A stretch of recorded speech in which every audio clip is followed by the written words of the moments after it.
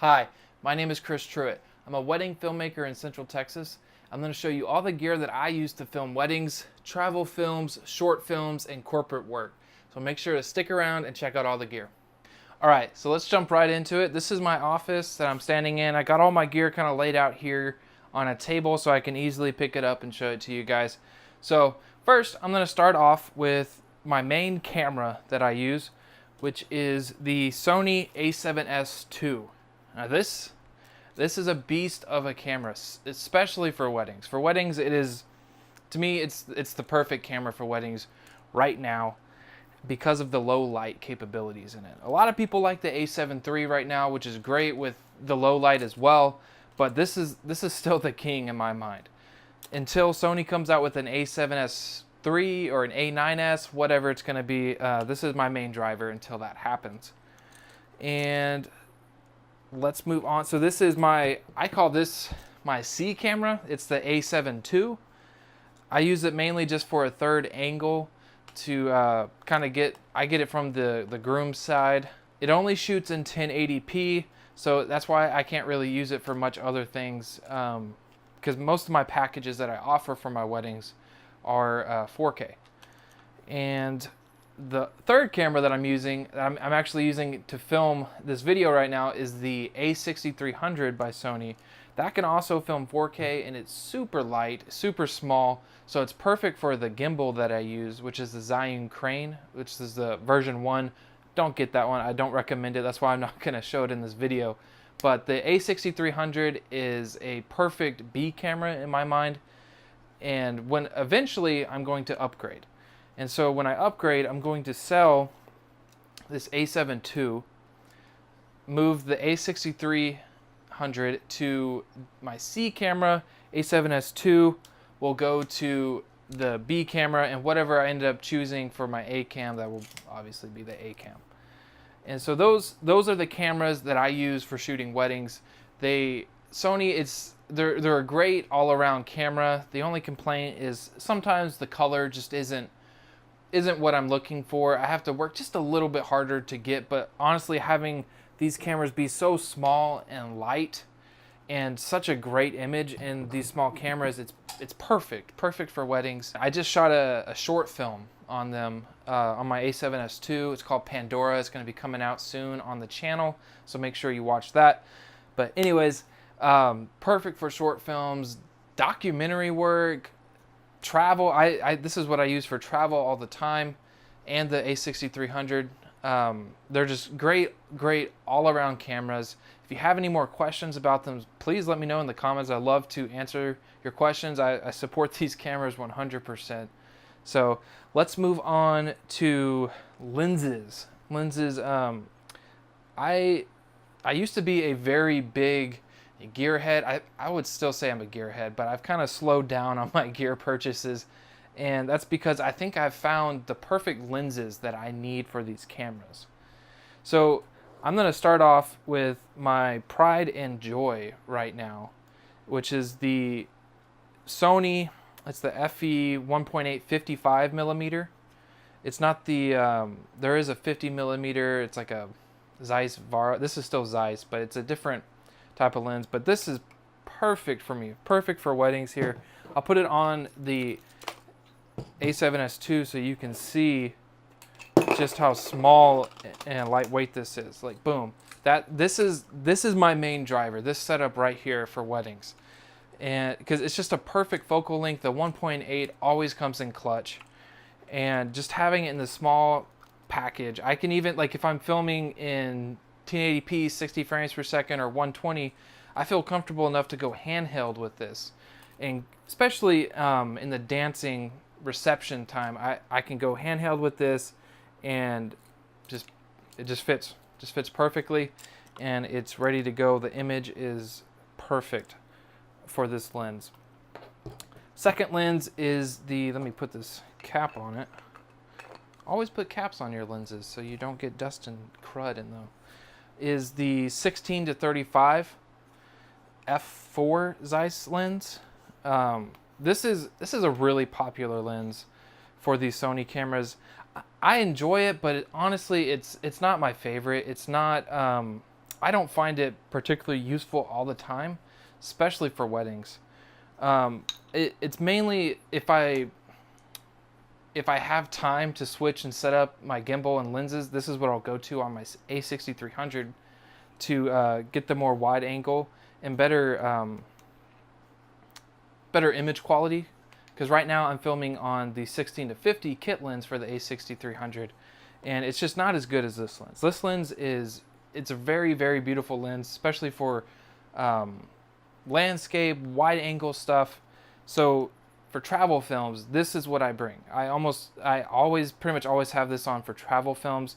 I might switch to, I'll go over this lens in a second, but this is what I mainly use for travel films. Weddings, it comes in handy every once in a while if I need another lens, if I need a wide angle lens, if I have time to switch to this.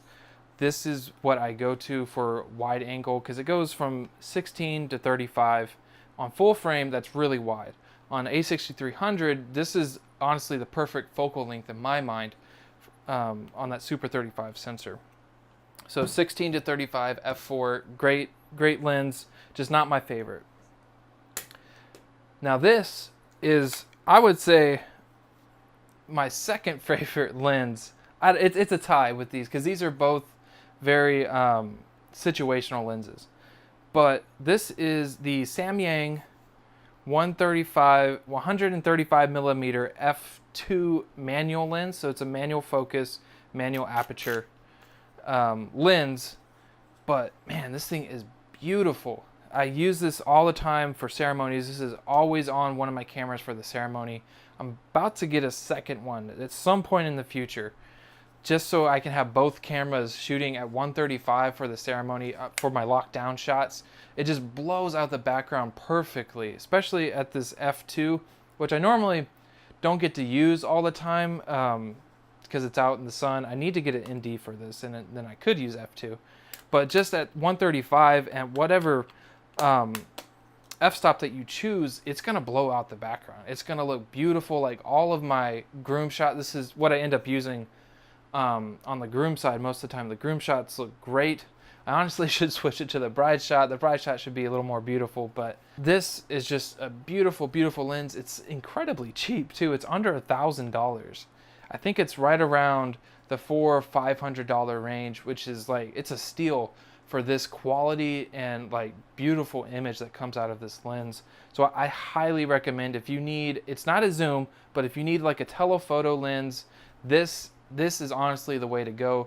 There might be a Rokinon version of it because Samyang and Rokinon are very interchangeable. They're literally the same lens. They just swap names for different markets and stuff like that.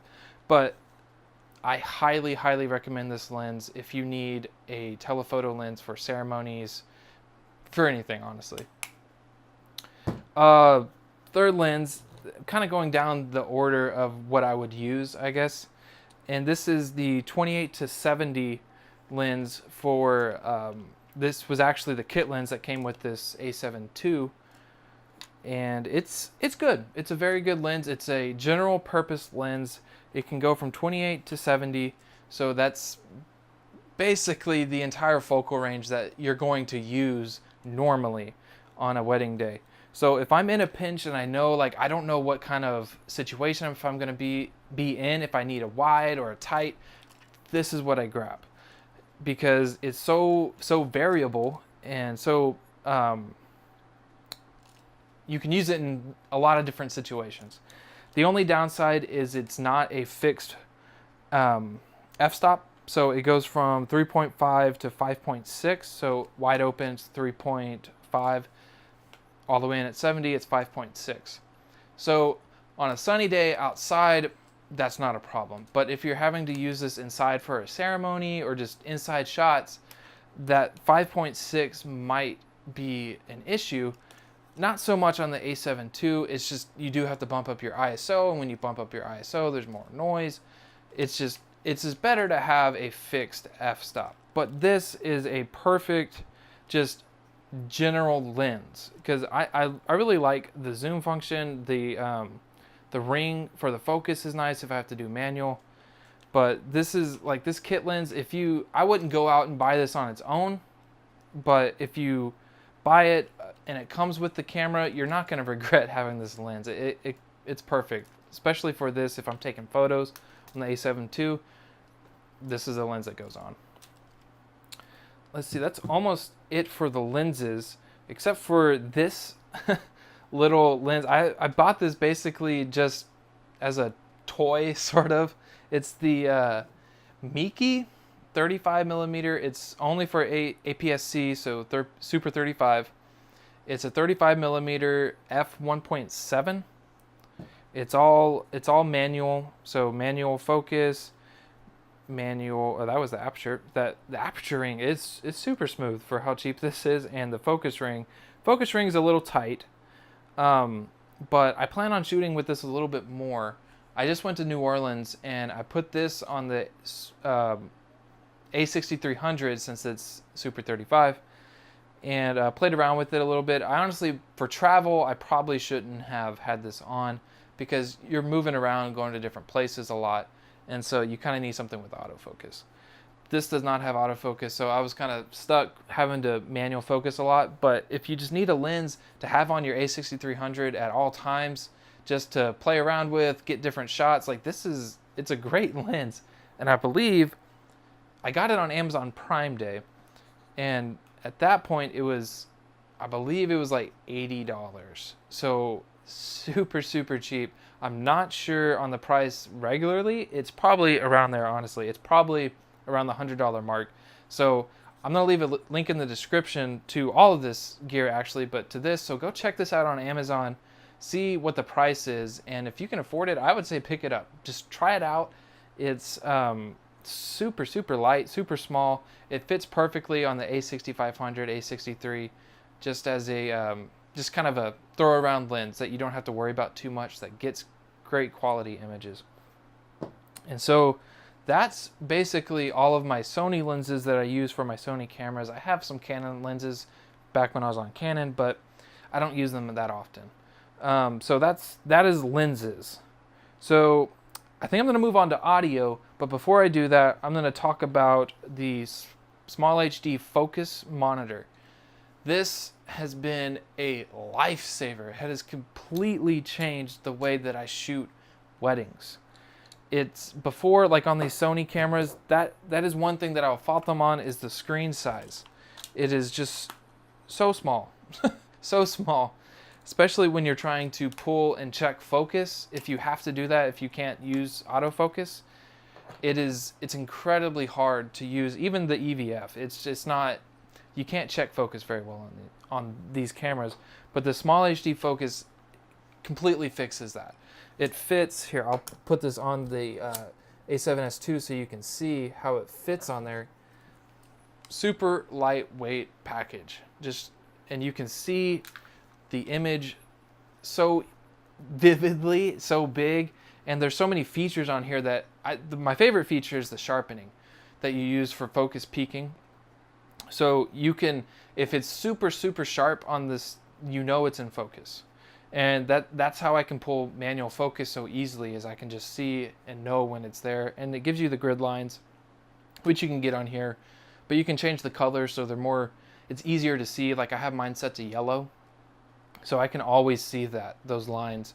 And that's how it's helped me with my framing. Like those lines, having those lines so easily to see in the focus, is that I can frame and make a better composition for all of my images. And I think it's really shown in my wedding films, is that I'm better at framing and my composition because I can see better with this monitor. And it's super bright. It's not incredibly bright like outdoors. Sometimes I have an issue, but it's honestly not that big a deal to me unless you have the sun glaring right on it. But I don't recommend being in that situation anyways. Find a different angle if you have to, or just kind of cover it up. But super, super beautiful monitor. The swipe functions are so easy on it. I'll turn it on real quick. You can create multiple different, like, there's a settings, multiple different pages, I believe is what they call it. So you can add different effects or features to each page. so that you can quickly like swipe between them, and so you don't have to go in and adjust it. Super, super, super helpful device for these cameras. And honestly, when I upgrade cameras, because I might upgrade to a bigger, more cinema-like camera, I think this still will come in handy on those. So this was honestly one of the best investments that I've done for my camera gear. And it uses the Sony NPF batteries. I believe this is the 960 or something battery. I'll have it linked down below, but I don't recommend the 970s. They're the really huge fat ones. For these cameras, it's too big. I mean, you can use them, but you can't tilt and like flip the monitor. With these, it fits just perfectly, and you can still flip the monitor. And for me, these batteries last all day. If I forget to charge, or maybe it's a little bit low, I might have to switch. So I do have 2 of these batteries for it, but it is perfect. Just make sure you kind of turn it off every once in a while when you're not using it. Don't leave it on all day. But this lasts all day on a wedding for me. So again, small HD focus. Please, if you can afford it, buy it. It's like $600, I believe, but it is completely worth it. So now I'm going to move on to audio. And for me, I don't use a lot of voiceover in my films. It's just something that I've kind of done. I'm not knocking. I'm not saying you shouldn't do voiceovers, which I do. I have, but I do interviews in my wedding films a lot. That's one thing that I've kind of become known for, and people like really like about my films. I'm not saying that I'm known, but you know, it's something that I offer in my films, is doing interviews. And for that, I'm using the Tascam. Let me pull it out of my pocket. I'm actually using it right now. It's the Tascam DR10L. It's very popular in the wedding filmmaking community right now, because it's basically set it and go. You turn it on, and I have it set to auto level, which it's pretty scary sometimes for a lot of other equipment, but for this, I have never had any issues using the auto level with it. It adjusts just right, just to what you need, and you don't have to worry about undersetting your mic gain or oversetting it so it peaks. Like it always is perfect. And this lav it's a great sounding lav. This whole package is just perfect for just setting and going. I guess if that's a term, but it's about $200. So if you can afford it, this is the microphone setup for run and gun, really quick wedding. If you're running really low on time, you just got to mic up the officiant or the groom, pull this out, mic them up, get it recording, and put it in their pocket, and you're good to go. And that's the other thing on this, is there's not necessarily a hold button. This is a cool feature to me. There's not a hold button like on the other device I'm going to show you.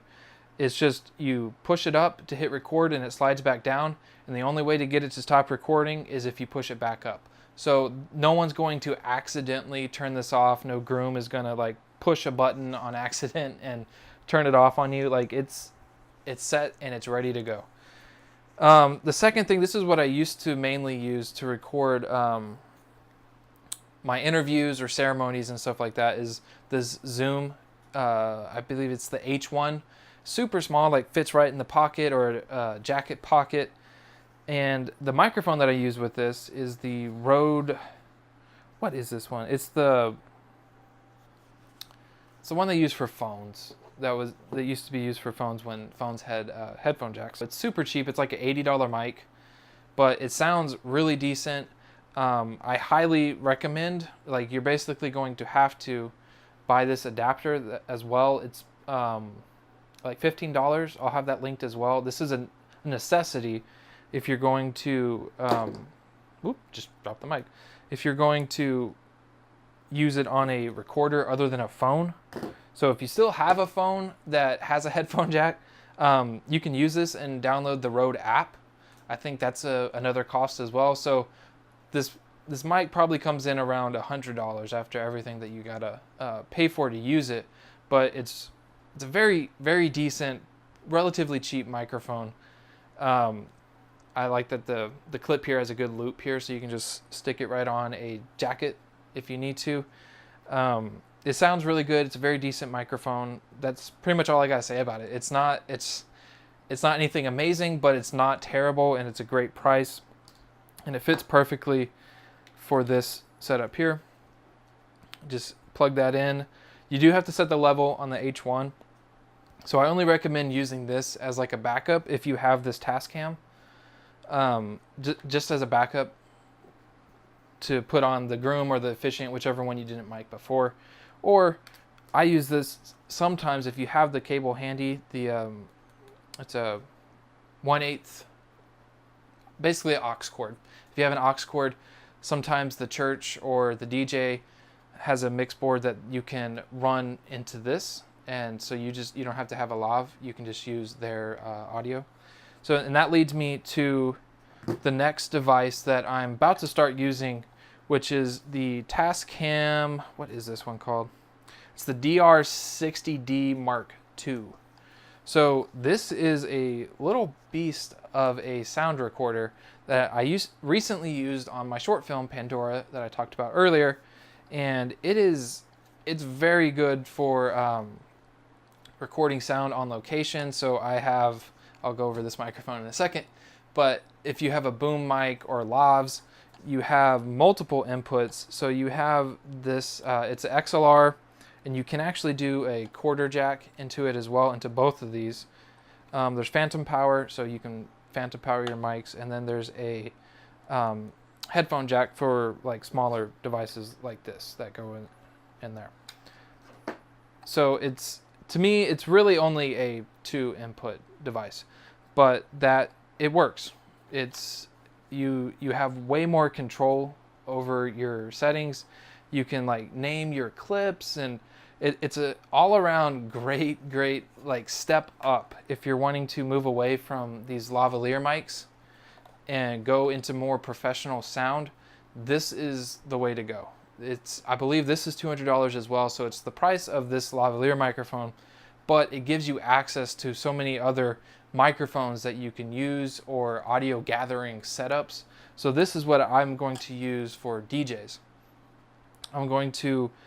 I bought a bunch of different cables, and so for whatever situation, I'm going to run the DJ mixer into this and potentially have a wireless lav set up as a backup that goes into this. And so all of my sound is going into this recorder, and I'm going to be able to pick and choose what I want. I'm not going to have to have multiple different SD cards and that sort of situation. So this is going to handle all of that.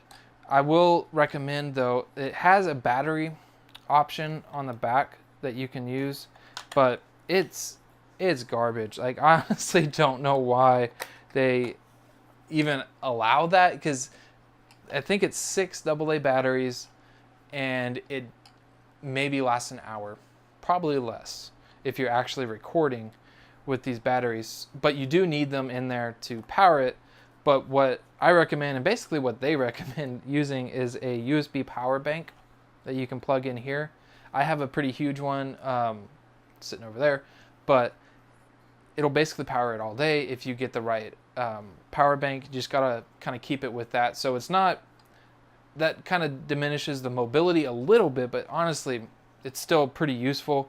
The other thing that I probably will never use is this this thread. I forget the name of the thread, but I can basically set my camera on here and have it ready to go. Because then another option that I still might use, just not like in this situation, is there is a, where is it at? Camera out, which is basically the aux cord sort of thing again. That size, it's not an aux cord. Don't buy an aux cord. You gotta get the right cable.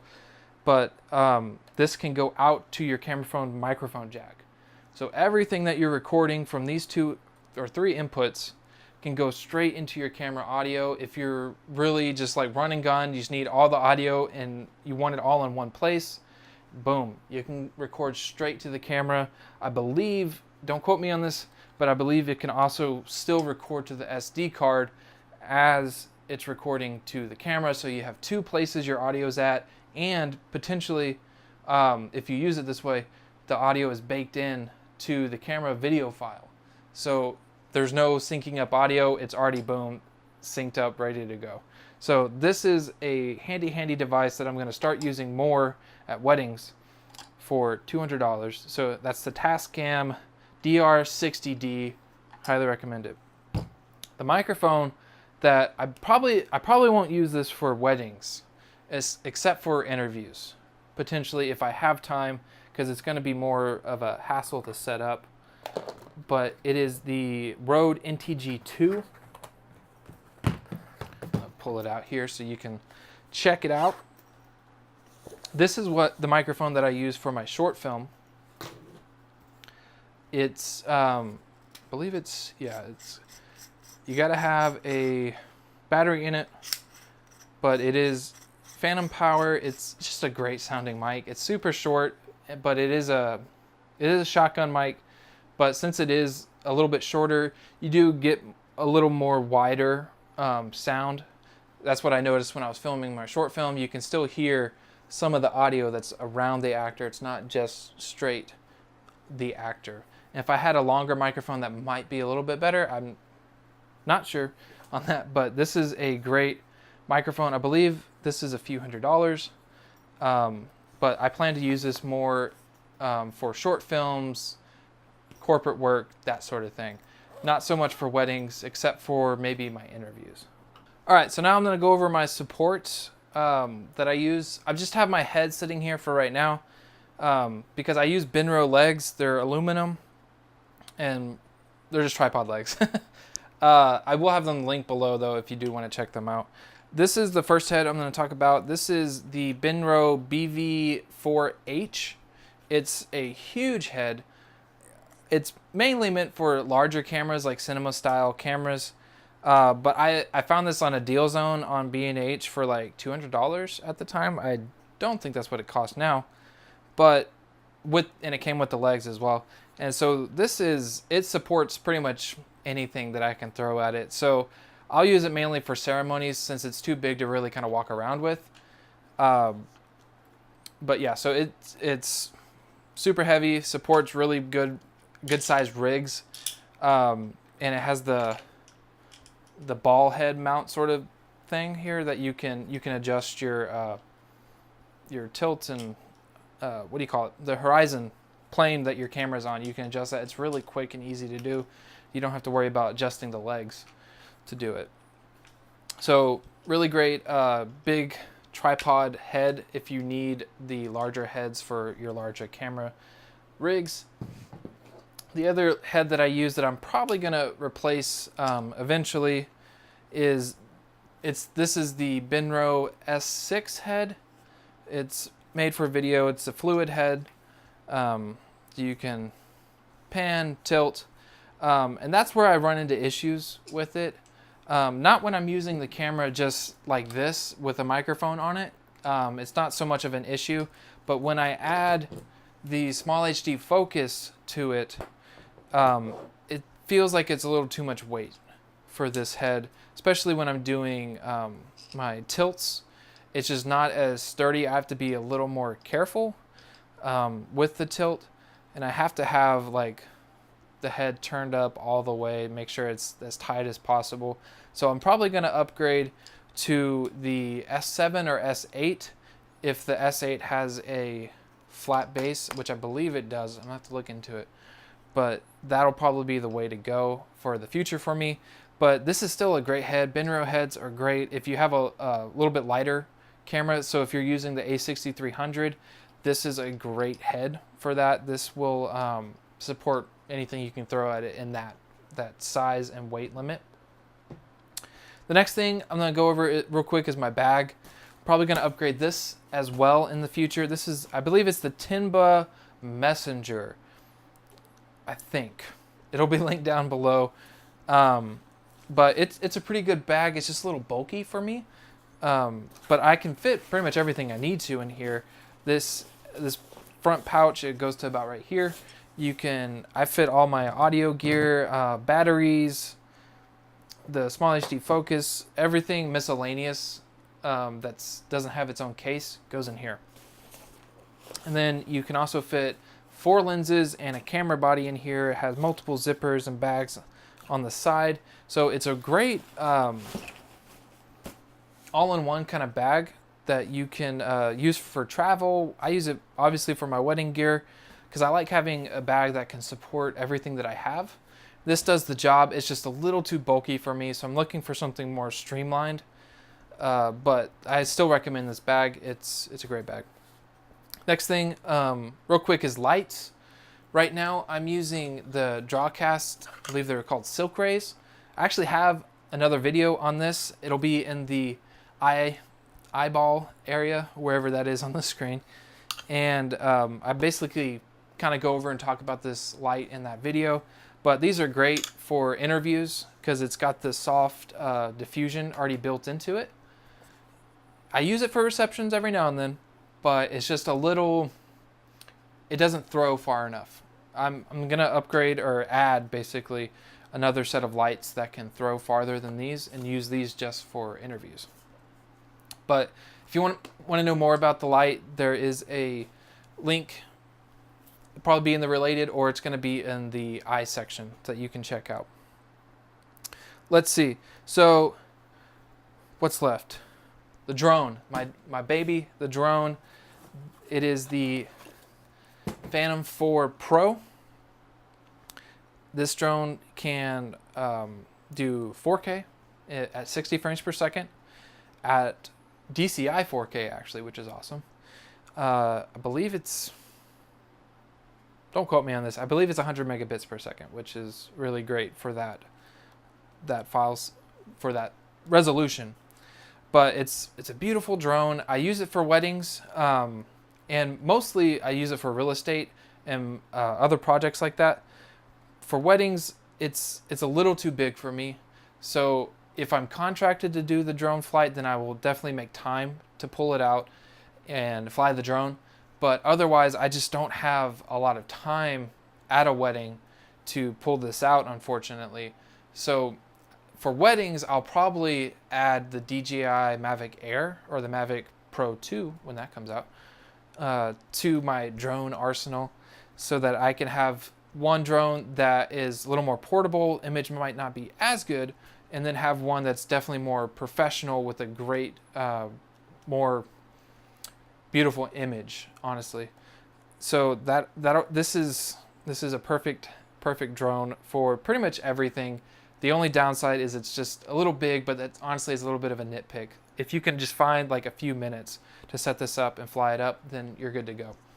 But so this is a beautiful, beautiful, great drone. I believe they even have the Phantom 4 Pro Advanced, or is it Phantom 4 Advanced? It's basically the same features as this. It's just not as expensive. Honestly, can't see the difference. I know if I looked it up on paper, but I think it even shoots 4K 60 and it's a little bit cheaper. So if you want the bigger style body versus the Mavic size body, this is a perfect drone with a perfect image. So highly recommend the DJI Phantom 4 Pro. I have plenty of videos on my channel if you want to see some footage of this drone. I'll probably have those linked as well that you can go and check that out. This is basically my gear that I use for weddings, my travel films, corporate films, short films, anything that I do for video. This is what I use, and I did that purposefully, that my gear is basically, it can be usable in multiple situations. And if you do multiple things like I do, that's what I highly recommend, is finding gear that you can use in multiple situations, so you don't have to have all this different gear and you have to worry about picking which item works for which situation. All of this works for basically everything that I do, and that's what I highly recommend. So thank you for watching this video. I really appreciate it. If you've made it all the way to here, I think this is going to be around 30-40 minute long video. Thank you for watching. If you want to purchase any of these items, I have links, Amazon links down in the description. If you do click those links and buy any of the products, I do get kickback, so there's no cost to you other than the item. It'd be a great thank you. If this video helped you decide what item to pick, I would greatly appreciate that. Other than that, thanks again for watching, and I hope to see you again soon.